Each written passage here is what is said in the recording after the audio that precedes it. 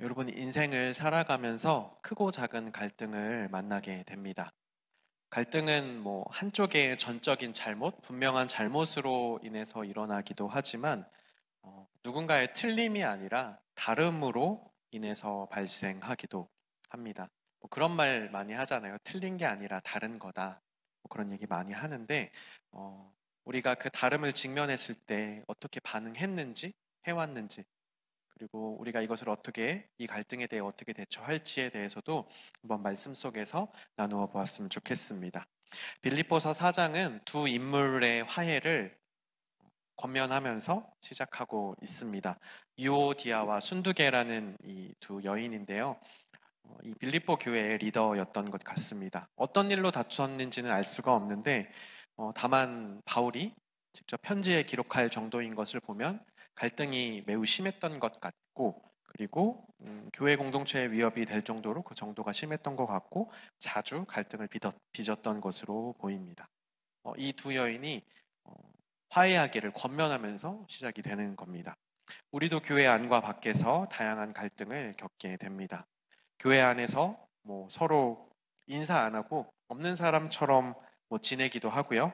때로는 사람이 떠나는 경우도 종종 있습니다. 그리고 때로는 이게 공동체가 이렇게 갈라질 정도로 존립 자체를 위협할 정도로 갈등이 깊어지기도 합니다. 그에 대해 바울이 하나님의 마음으로 권면하는 것입니다. 주님 안에서 같은 마음을 품으라. 당연한 소리입니다. 사실 당연한 소리죠. 주 안에서 마음을 같이 해야지 그럼 뭐 다른 마음 품어야 됩니까? 이거 모르는 사람이 없습니다. 그런데 중요한 것은 주님 안에서 같은 마음을 품으라는 거 알고 동의하고 다 아는데, 그럼 이것을 우리는 나에게 어떻게 받아들이는지 또는 어떻게 적용하는지를 한번 돌이켜 봤으면 좋겠습니다. 대부분 이렇게 적용을 하는 것 같아요. 주님이 아닌 내 안에서 같은 마음을 품어라 라고 적용을 합니다. 이런 거죠. 내 생각에 네 생각을 맞춰줬으면 좋겠다. 내 생각과 같은 생각을 가져라. 내 마음과 같은 마음을 가져라. 이거 내가 맞는 것 같으니까 네가 나한테 맞춰라. 대부분 이렇게 반응을 합니다.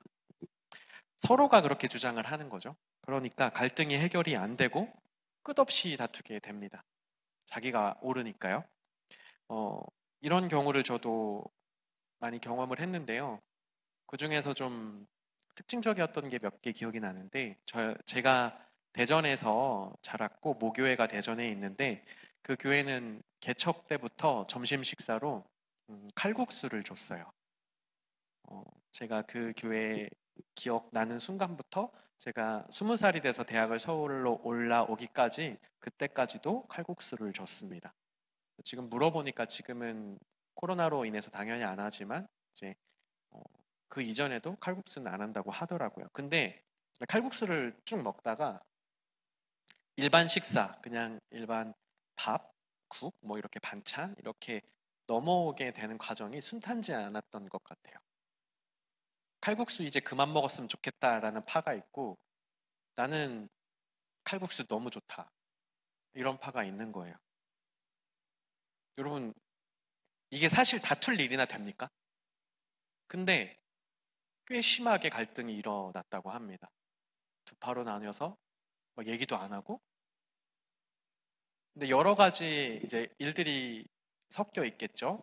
칼국수를 만드는 것과 일반 식사를 만드는 것에 차이가 있기 때문에 봉사하시는 분들의 또 주장이 있을 것이고, 또 평생 칼국수를 먹어오신 분들의 그 마음이 있을 것이고, 또 어떤 분들은 이 칼국수를 이 교회에서 처음 해주신 그 어른들이 기억난다 뭐 하면서 이렇게 여러 가지 주장을 하셨습니다. 이거 어떻게 해야 될까요? 이거 투표해야 됩니까, 교회에서? 쉽지 않은 겁니다. 그리고 제가 이전에 청년으로 있었던 또 신대방동에서 다녔던 교회에서 있었던 일인데, 거기는 이제 새벽 기도를 작은 소예배실에서 드렸어요. 그러다 보니까 자연스럽게 성도 간의 거리가 가깝습니다. 그런데 이제 새벽 기도 음악 크기를 가지고 또 갈등이 일어났습니다. 새벽 기도 시간에 음악을 크게 틀어야 내 기도가 다른 사람에게 안 들리니까 나는 그래야 마음 놓고 기도할 수 있다라는 분이 계셨고, 음악이 너무 크니까 나는 막 귀가 왕왕거려서 기도에 집중이 안 된다라는 분이 계셨어요. 방송실에서 이거 어떻게 해야 됩니까? 막 양쪽에서 막 뭐라고 하시는 거예요. 그럼 중립, 크다고 하는 데시벨과 작다고 하는 데시벨 이렇게 딱 중립을 하면 욕을 안 먹는 게 아니라 양쪽에서 뭐라고 해요. 크다고 작다고 양쪽에서 뭐라고 합니다. 그럼 막 그 두 분들이 이제 방송실 봉사자를 가운데 놓고 이제 신경전을 벌이고 그걸로도 좀 갈등이 심해지고 그러는 일들이 있었습니다. 여러분, 제가 이렇게 간단한 거 두 가지를 말씀을 드렸는데요. 여러분 다 알지만 우리가 잘 인지하지 못하는 사실이 있습니다. 여기에 이 갈등에 이 문제에 답은 없습니다. 답이 없어요. 근데 우리는 답이 있는 것처럼 받아들이고 내가 답인 것처럼 반응을 합니다. 우리가 직면하는 다름의 문제 대부분은 뚜렷한 답이 있는 경우가 사실 없습니다. 이래도 되고 저래도 되는 것이죠. 하지만 뚜렷한 답이 없는 그 갈등으로, 다름으로 인해서 갈등이 생기고 때로는 심하게 대립하기도 합니다. 바울이 이 유오디아와 순두계라는 여인 두 리더 간의 갈등에 대해서 구체적으로 뭐라고 설명 안 해요. 뭐 칼국수 먹어라, 뭐 새벽기도 음악 크게 트는 게 낫다, 이런 식으로 구체적으로 언급하지 않습니다. 다른 문제들에 대해서는 바울이 이거는 이렇게 해라, 이게 성경에 보면 이게 옳다, 하나님의 뜻은 이것이다라고 분명하게 서신서에서 답을 내려주거든요. 근데 이 두 사람이 갈등한 거에 대해서는 뭐 때문에 싸웠는지도 언급이 안 되고 어떻게 하라는 얘기도 없습니다. 그래서 제가 다름으로 인해서 뚜렷한 답이 없는 문제 가지고 싸웠겠구나. 그러니까 다 바울이 어느 쪽의 편도 들어주지 않고 그리고 뚜렷한 답도 내려주지 않는 거겠구나라고 그렇게 예상을 하게 되었습니다. 바울이 뭐 한쪽 자기의 가치관도 있겠죠. 성경이 아닌 자기의 가치관에 따라서 이렇게 하는 게 맞겠다, 유오디아 편을 들어줬다. 그러면 그 교회는 분명 쪼개집니다. 바울파랑 이제 바울이 아닌 파랑 쪼개지는 거죠. 바울은 본질적인 거, 정말 중요한 거, 하나님의 말씀에 관한 거에서만큼은 단호하게 분명하게 말을 합니다. 근데 바울은 이 문제에서만큼은 어느 편도 들지 않는 것이죠. 명확한 답이 없는 문제였을 것이고 이래도 되고 저래도 되는 진짜 말 그대로 다름의 문제를 가지고 갈등이 일어났기 때문에 바울은 이런 반응을 하는 것입니다. 명쾌한 답이 없다는 것은 또 어떤 걸 의미합니까? 본질적이지 않은 것이라는 것을 의미합니다. 이래도 되고 저래도 되는 걸 사실 본질이 아닙니다. 교회 점심으로 칼국수 먹어도 되고요. 일반 식사를 해도 됩니다. 새벽 기도에 음악이 커도 되고 작아도 됩니다. 명확한 답이 없는 상황 가운데 바울은 이렇게 한 마디, 두 마디, 세 마디 이렇게 세 가지로 권면합니다. 첫 번째는 주 안에서 같은 마음을 품으라는 것이었습니다. 다른 측면으로 한번 접근해 보고자 합니다. 답이 없다는 것은 사실 문제 삼지 않으면 문제되지 않는다라는 의미가 되기도 합니다. 이런 얘기들이 있었죠. 아무도 문제 삼지 않을 때 누가 한 명이 그거 문제 삼으니까 정말 큰 문제가 되어버리더라. 이런 얘기 혹시 들어보셨나요? 갈등의 주체들이, 갈등하고 있는 사람들이 본질이 아닌 것에 집착하면서 문제 삼지 않아도 되는 걸 문제 삼고 있는 겁니다. 다름의 문제 앞에서 해결의 시작은 바로 첫 번째 시작은 이겁니다. 이게 본질적인 건가? 이게 정말 중요한 건가? 이렇게까지 갈등한 일인가? 라는 것을 한번 생각해 보는 거죠. 중요한 일이면 정말 하나님의 말씀에 뭐 어긋나고 정말 이게 공동체의 존립에 정말 중요한 일이면 주장할 수 있습니다. 그런데 한번 생각을 해보는 겁니다. 이게 이렇게까지 할 정도로 중요한 일인가? 생각을 해보는 겁니다. 저도 이제 아내랑 결혼 준비를 하면서 좀 많이 이제 부딪히는 부분이 있었는데요. 되게 이상한 포인트에서 하나 부딪혔어요. 결혼식 하면 식사하잖아요. 식사 장소의 의자 모양을 가지고 부딪히는 겁니다. 밥 먹는 식사 장소의 의자 모양을 가지고 우리가 부딪히고 있더라고요. 이거 왜 이러는 걸까? 근데 그때는 좀 소리 지르고 그런 건 아니지만 꽤 서로 강하게 주장을 했어요. 근데 돌이켜 보니까 그건 사실 아무것도 아닌 문제였던 거죠. 근데 우리는 정말 중요하지 않은 것에 때로는 첨예하게 대립하게 되고 그 갈등에 빠져들게 됩니다. 그래서 그때 경험 이후로 한 번씩 이렇게 환기해보는 시간을 갖게 됐어요. 갈등이 시작될 것 같은 그런 상황에서 어? 이게 중요한 일인가? 이게 본질적인 일인가? 내가 이렇게까지 주장을 할 필요가 있는 일인가를 한 번씩은 생각을 해보게 되는 겁니다. 왜요? 관계가 너무 중요하고 한 번 시작된 갈등을 올바르게 회복하기는 너무 어려우니까요. 필요한 갈등은 해야 됩니다. 필요한 갈등은 해야 돼요. 근데 필요하지 않은 갈등은 안 해야 되는 게 맞습니다. 그래서 항상 이게 본질적인 건가? 정말 중요한 건가? 이렇게까지 에너지를 쏟을 일인가? 이렇게까지 관계가 첨예하게 대립하면서까지 주장해야 될 일인가? 라는 것을 먼저 생각하게 되었습니다. 내가 맞고 남은 다 틀렸다. 내가 무조건 옳다는 것은 우리의 착각입니다. 하지만 나이가 들어가면 들어갈수록 내가 틀렸다라는 생각은 잘 하지 못합니다. 때로는 본질이 아닌 것에 집착하면서 문제 삼지 않아도 될 것을 문제 삼는 내가 문제인 경우가 종종 있는 것입니다. 하지만 답이 없는 이래도 되는 저래도 되는 이런 것들에 대해서 내가 지금 문제 삼고 있구나. 사실 이래도 되고 저래도 되는 건데 본질적인 게 아닌데 지금 내가 이걸 문제 삼고 있구나. 지금 내가 문제의 중심에 있구나. 라는 걸 발견하면 인정하기만 하면 갈등은 사실 쉽게 잡힐 수가 있습니다. 그럼 우리는 더 중요한 것, 본질에 집중할 수 있게 되는 겁니다. 그래서 말을 합니다. 너희 관용을 알게 하라. 관용이란 게 뭐예요? 다른 사람을 받아들이고 배려하는 마음입니다. 그것이 주 안에서 품어야 할 마음이라는 거예요.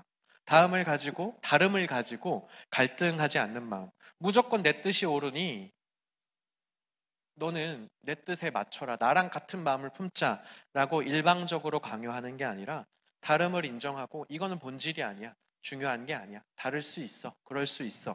라고 굳이 문제 삼지 않고 문제를 일으키지 않는 그런 관용의 마음을 가지라는 겁니다. 그리고 이어서 말합니다. 관용을 가져야 하는 이유. 관용을 가지라고 하고 가져야 하는 이유에 대해서 말을 하는데요. 그게 바로 주께서 가까우시다. 관용을 가져야 한다. 근데 그 이유는 주님께서 지금 가까이 오셨다라는 이유를 듭니다. 여러분, 주님이 오신다는데 그 앞에 무엇이 중요합니까?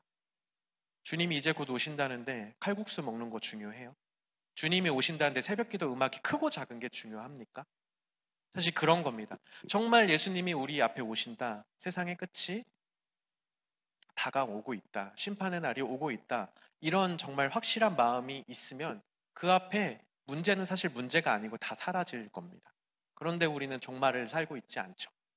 하나님께서는 분명히 종말이라고 얘기하시는데 우리는 안 끝날 것처럼 이 세계가 영원할 것처럼 살아갑니다. 그래서 정말 중요하지 않은 것들에 집착하고 문제를 일으키고 다투고 갈등하고 공동체를 갈라놓습니다. 종말을 산다는 것은 정말 중요한 것에 집중하면서 정말 중요한 것이 무엇인지 알고 살아가는 겁니다. 본질이 아닌 것들, 특별한 답이 없는 것들, 정말 신경도 안 쓰면서 살아가는 게 종말의 때 주님이 오실 때를 기다리면서 살아가는 삶의 자세입니다. 여러분, 이런 질문 많이 받아보셨죠? 내일 지구가 멸망한다면 무엇을 하시겠습니까? 이거 질문의 의도가 뭡니까? 인생의 마지막에 왔을 때 가장 중요한 건 당신에게 뭡니까? 가장 본질적으로 당신이 마지막으로 하고 싶은 건 뭡니까? 라는 질문이잖아요. 무엇이 당신에게 가장 의미 있는 겁니까? 이 질문입니다. 다름 속에서 우리가 갈등을 경험합니다. 그리고 때로는 관계의 어려움을 겪고 관계가 깨어지기도 합니다. 근데 우리가 꼭 이것을 기억했으면 좋겠습니다. 하나님께서는 마지막 때를 살아가면서 정말 중요한 것에 집중하면서 살라고, 정말 본질적인 것에 집중하면서 살라고 하시는데 내가 지금 집중하고 있는 것은 본질적인 건가? 아니면 이래도 되고 저래도 되는 것들인가? 여러분, 회사에서도 학교에서도 그리고 때로는 교회 안에서도 갈등을 하시죠. 이렇게 의견이 다르니까 당연히 갈등을 합니다. 근데 그걸 가지고 첨예하게 대립할 때도 있죠. 한번 그런 경험들이 있으실 테니까 한번 돌이켜 보세요. 근데 그게 정말 중요한 거였나? 예수님 믿고 안 믿고를 가지고 그렇게 싸우셨습니까? 아니면 그 사람이 성경의 내용을 막 정면으로 반박하면서 내가 볼 때 성경에 절대 맞지 않는 얘기를 해서 여러분 다투셨나요? 대부분은 그렇지 않을 겁니다. 그렇지 않은 것들로 어떻게 보면은 누군가가 서로 관용하면 쉽게 넘어갈 수 있는 일들로 다투고 갈등했고 공동체에 어려움을 가져왔을 것입니다. 우리는 가장 중요한 것은 뭔가, 본질은 무엇인가에 집중하면서 오늘 이 시기를 종말로 살아야 합니다. 그것이 바로 다름을 직면했을 때, 본질적인 문제가 아닌 일로 갈등이 발생했을 때 우리가 극복할 수 있는 첫 단추입니다. 여러분, 보통 문제가 닥치면 무엇이 잘못되었고 누구의 책임이 있고 뭐 이런 거를 먼저 따지려고 들어요. 내가 봤을 때 네가 한 90 정도의 잘못은 있지만 너도 다 잘하진 않았어. 너도 한 10%의 잘못은 있어. 보통 이게 우리가 문제를 대하는 태도란 말이에요. 그런데 그것보다 더 먼저 생각해 보아야 할 것은, 이게 근데 근본적으로 이게 싸울 일인가? 다툴 일인가? 마지막 때를 살아가는 우리, 하나님 안에서 같은 마음을 품으라고 하는데 이것을 우리가 위협할 정도로 이게 다툴 일인가를 먼저 생각해 보는 겁니다. 저도 그렇고 여러분도 그렇고 이런 본질적이지 않은 것들로 많이 다투셨던 경험이 있을 겁니다. 돌이켜 보면은 그렇게까지 큰 갈등으로 번지지 않아도 될 일들이, 사소한 다름에서 시작한 문제들이 엄청나게 커져버리고 관계가 아예 단절되어 버린 경우도 저도 경험했고 어, 많이 보게 됩니다. 이제는 그 다름 자체가 중요해지지 않고 그냥 사람이 싫어지는 거죠. 어떤 문제로 인해서 우리가 이렇게 갈등하게 되었는지는 이제 더 이상 중요해지지 않고 그 사람 자체가 싫어져 버리는, 참 회복하기 힘든 상태로 변해버리는 것입니다. 또 반면에 다름의 갈등을 겪다가 잘 해소된 경우도 여러분 분명히 있을 것인데요. 부부 관계가 그렇습니다. 저희 청년 산부가 있죠. 청년 산부가 매우 큰데요, 지금. 막 모임하면 10명씩 모이고, 올해 결혼하는 결혼식만 해도 올해 6개가 잡혀 있어요. 이제 점점 이제 결혼하신 분들의 비중이 넘어 많아 가는데, 제가 결혼 준비하면서 아까도 얘기했던 거랑 신혼에 느꼈던 중에 하나가 정말 많이 다르다는 거예요. 정말 많이 다르다는 겁니다. 나에게 너무나 중요한 문제가 아내한테는 안 중요하고, 아내한테 너무나 소중한 문제가 저한테 너무나 사소한 겁니다. 이렇게 다르구나. 그래서 처음에는 많이 갈등을 빚었습니다. 그런데 시간이 점점 지나고 서로를 이해하려고 노력했고 지금도 하고 있고요. 관용을 가지려고 했습니다. 특별히 저는 아내한테 뭐 이런 얘기를 하지는 않았어요.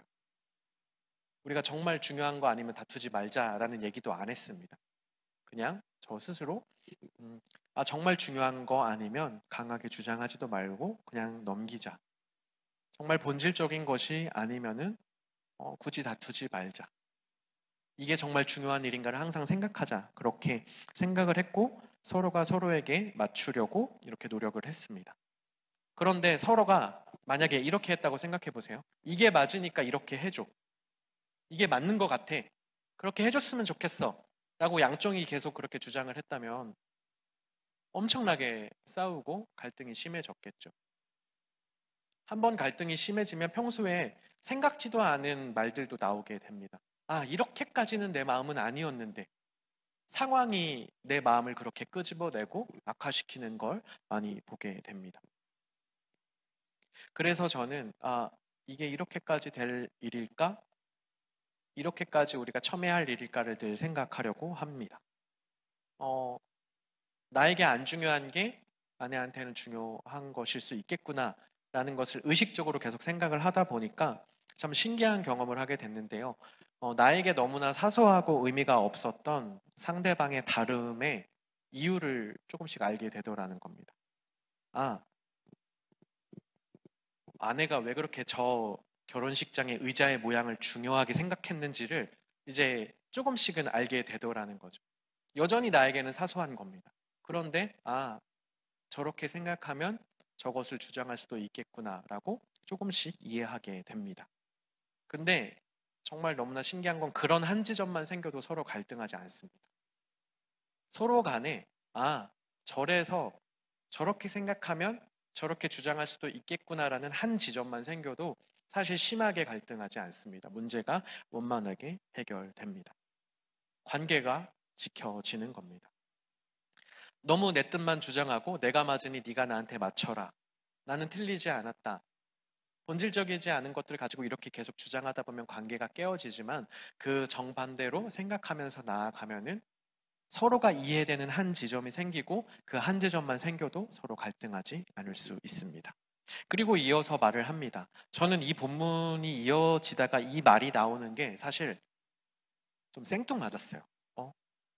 툭 끊어지는 느낌을 많이 받았습니다. 그거는 바로 항상 기뻐하라는 건데요.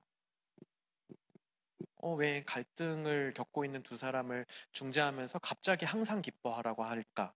이게 항상 좀 마음에 좀 막힘으로 있었는데, 어버이날을 맞이해서 가족에 대한 그런 의미를 생각하면서 지내다 보니까 이게 조금 이해가 가기 시작하더라고요.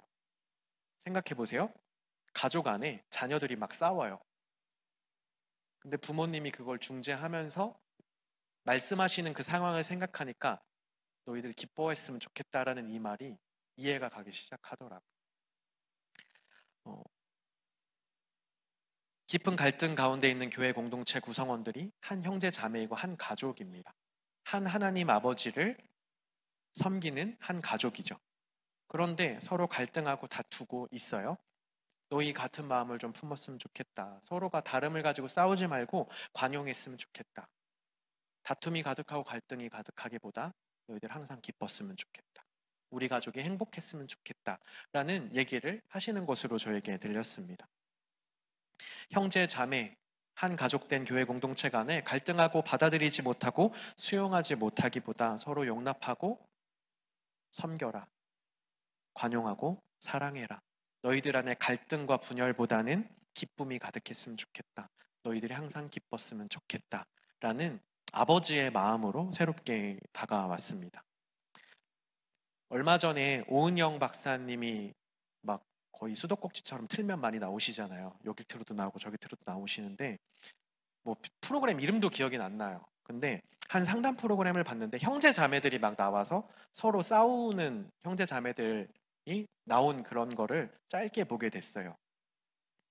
한 부모님에게서 태어났는데 어쩜 이렇게 다른지, 어쩜 이렇게 다르고 어쩜 이렇게 다투고 싸우는지, 갈등하는지, 서로 간에 잘 해보고자 하는데 참 그게 쉽지 않다고 고민을 털어놓는 사람들과 대화를 하면서 뭐 관찰 카메라도 하고 그런 내용들이었습니다. 그런데 한 남매의 이야기가 좀 참 가슴을 울렸는데요.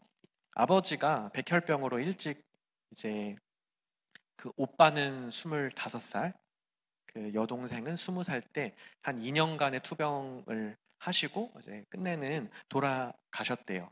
근데 참 힘겹게 보냈다고 합니다. 서로 병간호를 하면서 서운한 게 생겼고 너무나 힘들고 지치니까 서로 간의 거리가 멀어졌고 대화도 안 하게 됐고 뭐 그런 과정들을 겪었대요. 어, 그런 자녀들에게 이제 아직 너무나 젊으신 어머니, 그러니까 여러분의 어머니 정도 돼 보이시는 그분이 영상 편지처럼 깜짝 등장해서 막 이런저런 얘기를 하시는데 이런 말을 하시더라고요. 아버지가 일찍 돌아가셨고 엄마마저 죽으면 너네 둘만 남는다. 그 사이에 너희들이 다투고 싸우기보다 너희들 기뻤으면 좋겠고 행복했으면 좋겠다. 이런 얘기를 하시더라고요. 그 어머니 젊으세요. 젊으십니다. 그런데 그 어머니는 마지막을 생각을 하시더라고요. 자신의 마지막을. 어, 마지막을 생각하는 사람들은 정말 중요한 것을 볼 수 있게 되는 것 같습니다. 어머니 아직 살 날이 많으신데도 다투고 분열하고 갈등하기보다 서로 말도 안 하기보다 그저 남매가 행복하길 바라면서 너희들이 기뻤으면 좋겠다. 너희들 행복했으면 좋겠다. 라면서 자신 인생의 마지막을 생각하시고 계셨습니다. 이런 과정들 속에서 격하게 대립하던 남매가 이제 서로의 다름, 오빠는 그때 그런 면이 힘들었겠구나. 이제 오빠는 오빠대로 자신의 여동생이 이런 면이 힘들었겠구나 이해를 해 가더라고요. 오빠는 자기가 꿈꾸고 있던 군대 갔다 와서 미래를 준비하고 있었는데 그런 모든 준비를 다 접고 자기가 아버지한테 골수 이식을 하고 2년 동안 병간호를 했대요. 자신의 꿈을 접고 그렇게 하니까 이제 여동생이 20살 된 막 한 여동생이 철없어 보이고 서운하고 그런 거죠.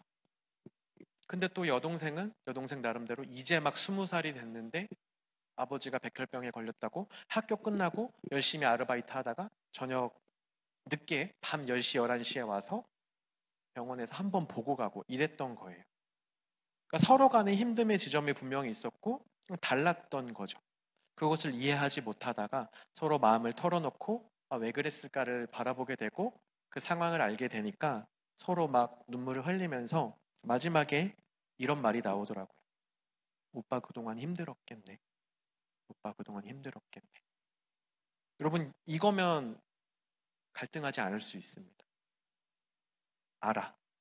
내가 그동안 몰랐네. 얼마나 힘들었는지.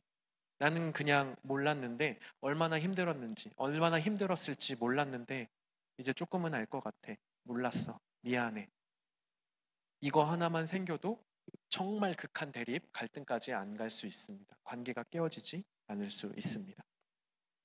여러분, 하나님 아버지 앞에서 종말을 사는 우리들의 모습이 어때야 하겠습니까? 한 가족인데 예수 그리스도의 십자가의 보혈로 우리가 한 가족이 되었다고 하는데 본질이 아닌 일로 싸우고 다투다가 우리 인생의 마지막을 맞이하면 여러분 어떻겠어요? 하나님 아버지의 마음이 어떻겠습니까? 이 교회 전체의 아버지 되신 하나님 아버지의 마음이 어떠시겠습니까? 이 땅에서의 우리가 하나님께 보여드리는 마지막 모습이 교회 안에서 분열하고 갈등하고 서로 대립하는 것을 보여드리고 우리 인생이 마무리된다면 여러분, 하나님 얼마나 마음 아프시겠습니까? 가족에서, 회사에서, 학교에서, 그리고 교회에서 여러분이 속한 것에서 다름의 문제 앞에 설 때 이것을 꼭 기억했으면 좋겠습니다. 이것이 중요한 일인가? 하나님 앞에 본질적인 일인가? 나는 지금 정말 중요한 것을 생각하며 하나님 앞에서 마지막 때를 살아가고 있는가? 나는 지금 무엇에 신경 쓰고 있는가? 나는 나만 옳다고 착각하고 있지는 않은가? 다름 앞에서 내 입장만 옳다고 일방적으로 주장하고 있지는 않은가? 항상 이것을 마음에 새겨주셨으면 좋겠습니다. 무엇보다 한 가족의 아버지가 자녀들이 행복하고 서로 다투지 않고 화목하기를 바라는 그 아버지의 마음을 알아서 하나님 아버지께서 우리 교회 가족이 우리 청년부 공동체가 행복하기를 기뻐하기를 바라시겠구나 이 마음을 우리 모두가 알았으면 좋겠습니다. 다름 앞에서 본질에 집중할 수 있기를 서로 다른 가운데서도 우리 모두를 사랑하시는 하나님의 마음을 알아서 서로 관용할 수 있기를 아버지 하나님의 마음을 새기며 주님 안에서 한 가족으로 기쁨이 가득할 수 있기를 주님의 이름으로 축복하고 소망합니다. 이 시간 함께 찬양하실 때 주 안에 우린 하나라는 찬양 함께 하면서 결단하는 시간을 갖도록 하겠습니다.